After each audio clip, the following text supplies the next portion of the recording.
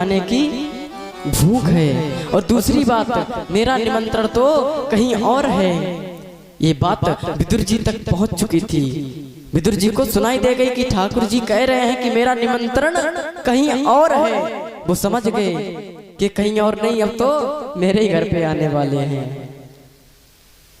दौड़कर अपने घर पर गए, व्यवस्था लगाने लगे, बाजार की तरफ गए सामग्री खरीदने के लिए। इतने में ही ठाकुर जी उनके घर पर पहुंच जाते हैं। और जब घर पर जाते हैं तो उस समय विदुरानी जो थी स्नान कर रही थी। और स्नान करते समय उन्होंने कुंडी खटखटाई। अरे काकी!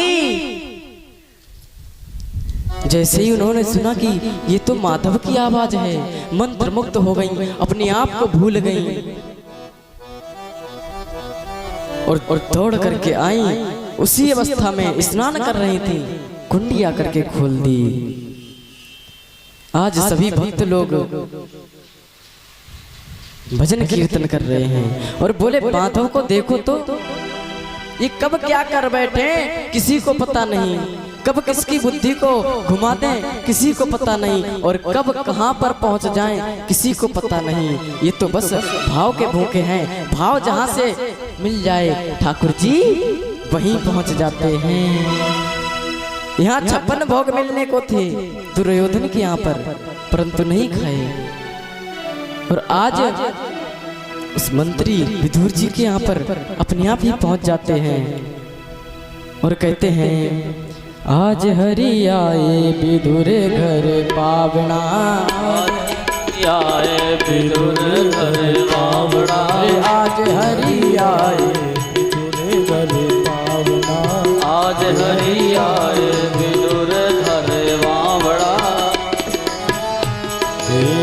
आज हरि आए, आज हरि आए, आज हरि आए, आज हरि आए विदुर घर पावना, आज हरि आए विदुर घर पावना, आज हरि आए विदुर घर पावना, आज हरि आए विदुर घर पावना, आज हरि आए विदुर घर पावना।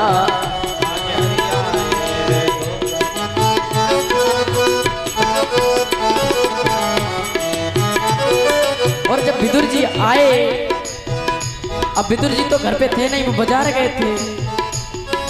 विदुर नहीं घर थी विदुरानी, विदुर नहीं घर में विदुरानी, विदुर नहीं घर में विदुरानी, विदुर नहीं घर में विदुरानी। और विदुर जी तो है नहीं घर में। अब ठाकुर जी बोले, काकी मैं खड़ा ही रहूं या बैठ जाऊं?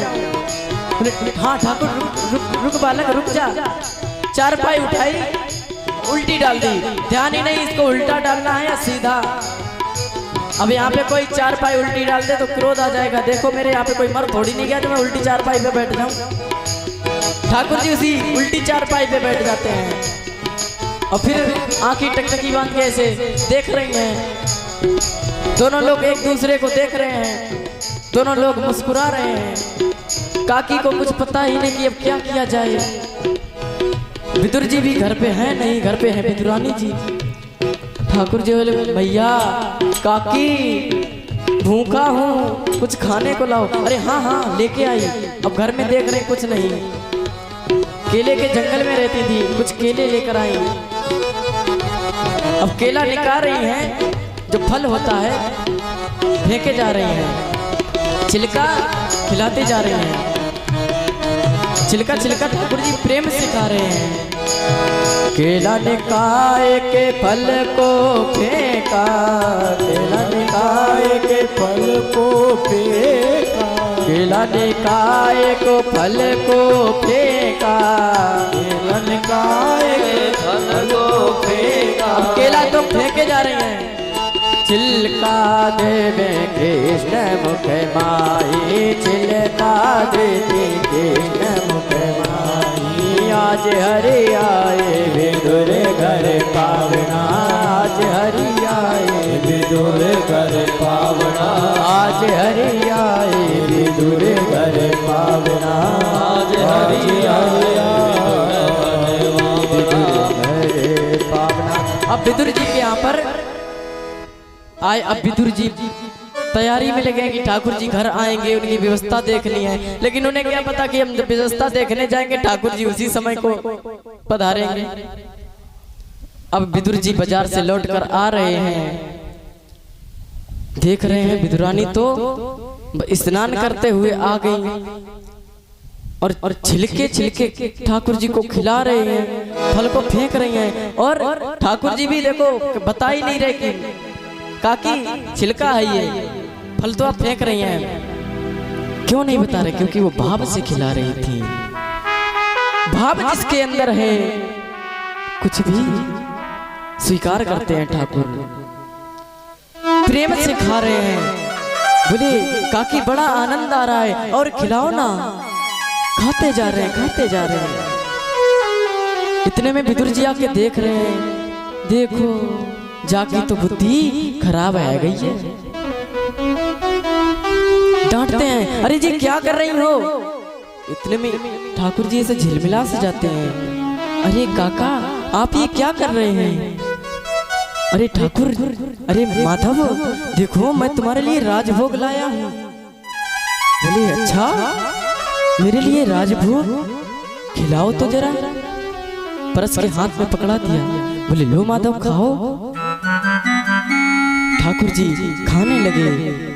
बोले एक बात कहें काका, बुरा मत मानना। बोले कहो ना माधव, हम तो आपकी हर बात को सुनने के लिए तैयार हैं, अच्छी हो या बुरी, मुझे तो हर बात अच्छी ही लगती है। जो आनंद काकी के हाथ के छिलके खाने में आ रहा था वो आपके राजभोग में नहीं है। अपने हाथ से प्रेम से भाव से खिला रही थी। आपने क्या किया? कटोरी में किया, पकड़ा दिया हाथ में, लो खा लो। ना भाव दिया ना कुछ, ऐसे मजा नहीं आया, आनंद नहीं आया। विदुर जी के यहाँ पर भोजन किया, वहां पर रुके, लौट करके आए। दुर्योधन से पूछा अब बताइए आपका क्या निर्णय है? बोले भाई निर्णय तो मैं पहले ही ले चुका हूँ। बोले यदि आप उनका पूरा राज्यपाट नहीं दे सकते हैं तो 5 गांव दे दूं। यदि 5 गांव नहीं दे सकते हैं 5 महल दे दूं। यदि 5 महल भी नहीं दे सकते 1 महल दे दो। वो 5 भाई 1 महल में ही अपना गुजारा कर लेंगे। बोले माधव आपको हो क्या गया? आप बात क्या कर रहे हैं? मैंने जब आपको बोल दिया सुई की नोक के बराबर कुछ सामान तक नहीं मिलेगा और आप तो महल की बात कर बैठे, कुछ नहीं मिलेगा। बिना युद्धेन के सभा, कुछ नहीं मिलेगा बिना युद्ध के। यदि आपको चाहिए कि हाँ मुझे ये चाहिए तो मुझसे युद्ध करो, यदि आप जीत जाते हैं तो ले जाइए। बोले ऐसी आपकी बात है? बोले हाँ यही है, युद्ध की तैयारी होती है। इधर विदुर जी राजद्वार पर अपना धनुष रख करके प्रवास क्षेत्र में चले जाते हैं। टहलते टहलते वृंदावन में पहुंचते हैं और वृंदावन में ज्ञान गुदड़ी नाम का एक स्थान है। वहां पर जब पहुंचते हैं तो विदुर जी की भेंट उद्धव जी से होती है। एक दूसरे ने जैसे ही एक दूसरे को देखा तो 4 मिले 64 खिले, 20 करें कर जोर। हरि भक्त से हरि भक्त मिला, खिल गए 7 करोड़। आज जब हरि के भक्त से हरि का भक्त मिलता है तो 4 मिले 64 खिले। 4 मिले क्या? नेत्र 2 विदुर जी के, 2 उद्धव जी के, एक दूसरे मिल गए। 64 खिले, 32 में 32 दांत होते हैं। अब 2 लोग हैं तो एक दूसरे को देख के खिले माने मुस्कुरा रहे हैं। 64 खिले, 20 करें कर जोर।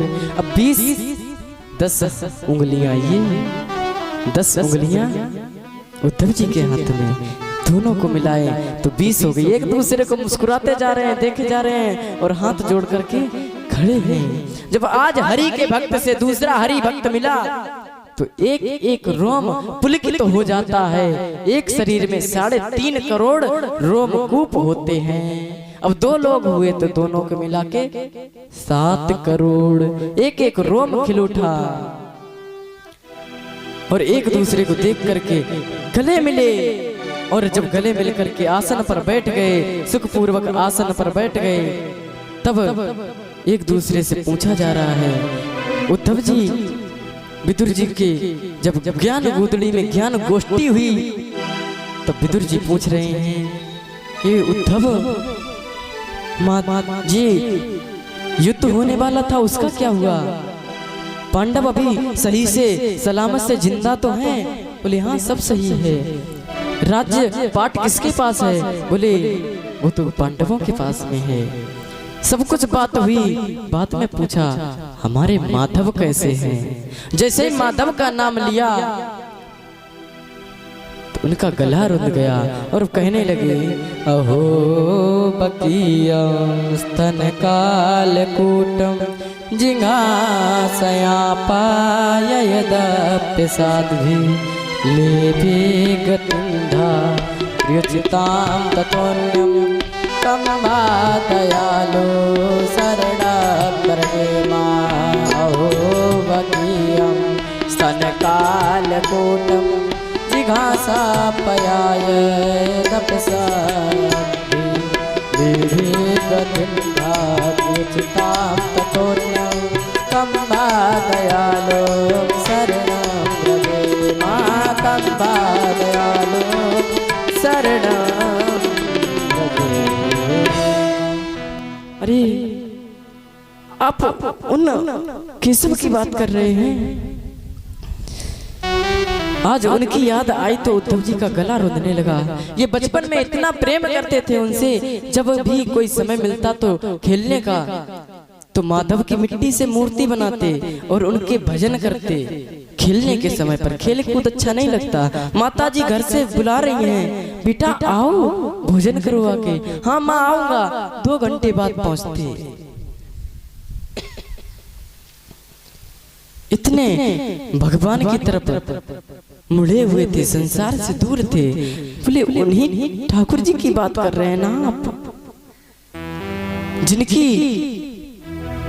स्वभाव की बात ही क्या है?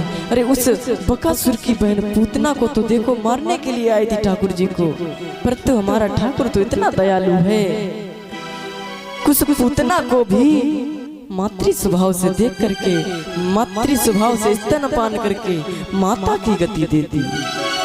उनकी और बात क्या बताऊं, मेरी क्षमता नहीं है कि मैं उनका गुणगान आपके सामने कर पाऊं। इसलिए आप ऐसा कीजिए, मैत्रेय जी के पास चले जाइए, वो आपको एक एक करके सारी गाथा आपको बता देंगे। मुझे क्षमा करना, मैं और आगे ये कथा कह नहीं सकता, इसलिए आप उद्धव जी के पास चले जाओ। विदुर जी एक दूसरे से गले लगते हैं और विदाई लेते हैं।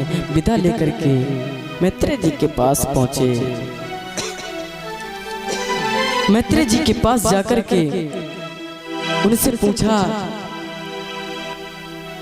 सुखाय कर्माण करोति लोके नतै सुखम बान दुपारमम्बा विन्देत भूयस्ततैव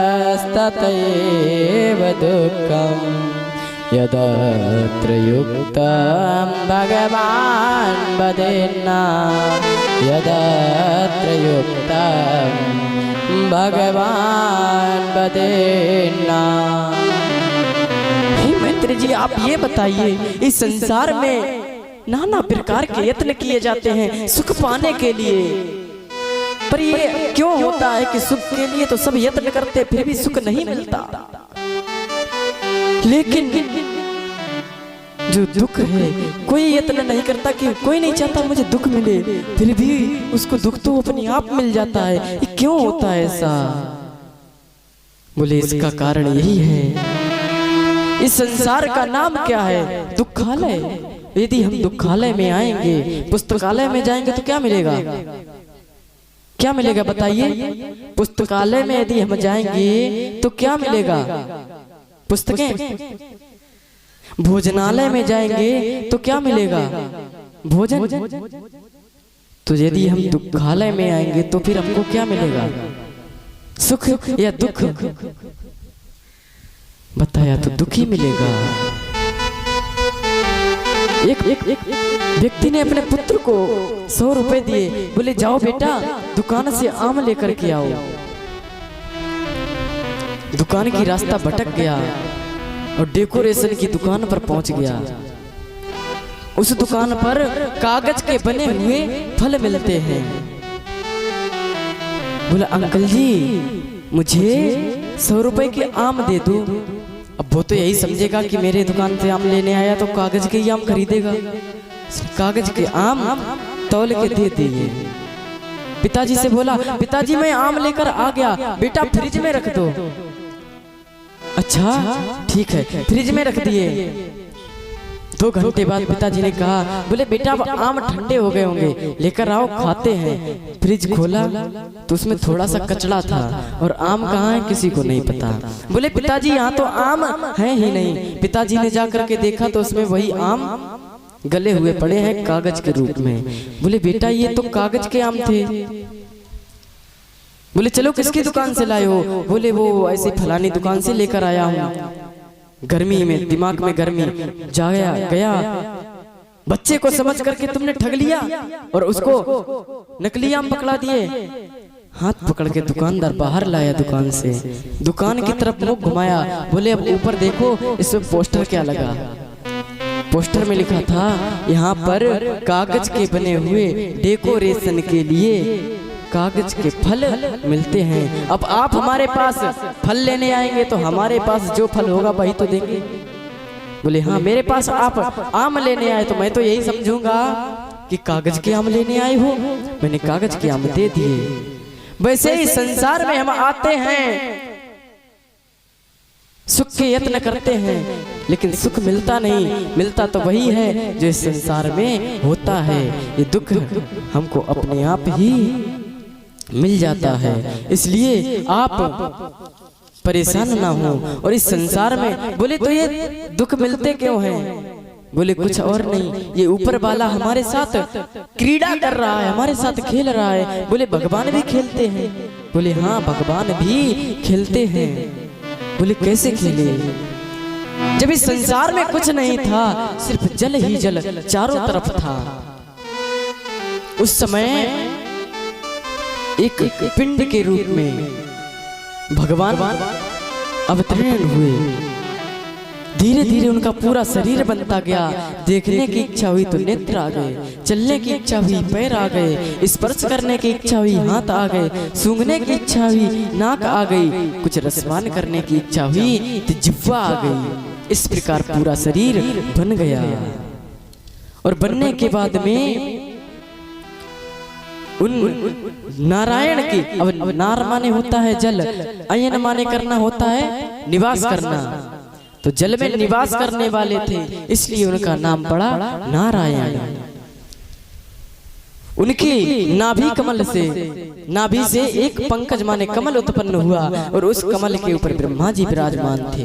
ब्रह्मा जी ने आसपास देखा तो कोई नजर नहीं आया। फिर उस कमल के तंतु में प्रवेश किया और हजारों वर्षों तक उस कमल के तंतु का छोर पाते रहे, कहीं भी उसका छोर नहीं मिला। फिर वापस बाहर निकल आए। जब बाहर निकले तो उनको 2 शब्द सुनाई दिए, तप शब्द सुनाई दिया। जब तब उन्होंने तपस्या की और तपस्या जब की तो भगवान ने दर्शन दिए और अपने हाथ में पूरी सृष्टि के दर्शन कराए। और सृष्टि के दर्शन कराने के बाद में बोले जाओ सृष्टि की रचना करो। अब ब्रह्मा जी सोच रहे थे कि सृष्टि करूं तो करूं कैसे। सबसे पहले सनकादिक का अवतार हुआ। सनकादिक के ऋषि जब भगवान के रूप में आए, उनसे कहा गया कि आप सृष्टि करो। बोले नहीं, मैं तो सिर्फ भगवान का भजन ही करूंगा। और हरि शरणम करते हुए निकल गए। दूसरी बार में नारद जी आए। नारद जी से कहा आप सृष्टि करो। बोले पिताजी मुझसे ये सब नहीं होगा। कहा मैं बीड़ा बजाने वाला, इस सृष्टि की रचना मैं कहां से कर सकता हूँ। जब सब पुत्र वो उनके मना करने लगे कि मैं ये नहीं कर सकता, तो उनको क्रोध आया। और जैसे ही ये भौम प्रकृति को टेढ़ा किया, तो उससे रोता हुआ एक बालक उत्पन्न हुआ। वही कोई और नहीं, भगवान शिव जी थे। रोते हुए प्रकट हुए थे, इसीलिए उनका नाम रुद्र पड़ा। जब रुद्र उनका नाम पड़ा, तो बोले जाओ सृष्टि करो। अब क्रोध में बोले जाओ सृष्टि करके आओ। एक बात बताइए, जब किसी बालक का कोई काम बताया जाए बालक को, बेटा ऐसा काम कर लोगे क्या? बालक ये कहेगा नहीं पिताजी मुझे नींद लगी है, मुझे ये वो, मैं खेलने जाऊंगा, मेरी क्लास है, मैं पढ़ने जाऊंगा। नाना प्रकार के बहाने बनाएगा। और वहीं पिताजी यदि गुस्से में कहें, क्रोध से कहें जाओ वहां जाओ ऐसा काम करके आओ, बालक की हिम्मत नहीं होती कि मना कर पाए। हाँ पिताजी मैं अभी जा रहा हूँ। शंकर जी को जब पता चल, क्रोध से कहा, तो वो सृष्टि करने के लिए चल दिए। बोले पीछा छुड़ाने का एक ही तरीका है। बोले जब पिताजी जबरदस्ती करें तो काम को बिगाड़ दो, दोबारा कहेंगे ही नहीं। शिव जी ने क्या किया, भूत प्रेत आदि बना दिए और उनको आदेश दे दिया जाओ ब्रह्मा जी के पीछे लग जाओ। अब भूत प्रेत आए, ब्रह्मा जी को दौड़ा रहे हैं खाने के लिए। शिव जी को रोक दिया, आज के बाद तुम सृष्टि नहीं करोगे, आज से तुम ऊर्ध्वपुंड नहीं लगाओगे, आज से तुम त्रिपुंड लगाओगे। ऊर्ध्वपुंड का मतलब होता है सात्विक, जो सत्व गुण प्रधान होता है, वो ऊपर की तरफ तिलक लगाएंगे, उसको ऊर्ध्वपुंड बोलते हैं। और जो ऐसा तिलक लगाते हैं वो शैव संप्रदाय में आते हैं, वो शंकर जी के भक्त होते हैं। बोले आज से तुम ये तिलक नहीं लगाओगे, कर्म फूटा तिलक लगाओगे, आज से तुम कोई अच्छा काम नहीं करोगे, बुरा काम करोगे। बोले तो बुरा काम क्या है? बोले जब मैं बनाऊंगा सृष्टि को तो तुम बिगाड़ोगे। बोले जैसी आपकी आज्ञा। उत्पत्ति कहीं और से होती, पर मारने के लिए शिव जी। कहीं पर भी कोई कार्य खत्म होता है तो शिव जी। हर जगह। अब जब आगे चल करके समुद्र मंथन होगा, तो जब विष निकला तब शंकर जी आए। माने जहां भी खराब काम आए तो उसको बनाने के लिए शिव जी आए। ब्रह्मा जी ने आगे चल के सृष्टि प्रारंभ करने की कोशिश की, तो बोले सृष्टि करूं तो करूं कहां पे? ये पृथ्वी जल के ऊपर यदि कोई चीज रखोगे तो डूब जाएगी।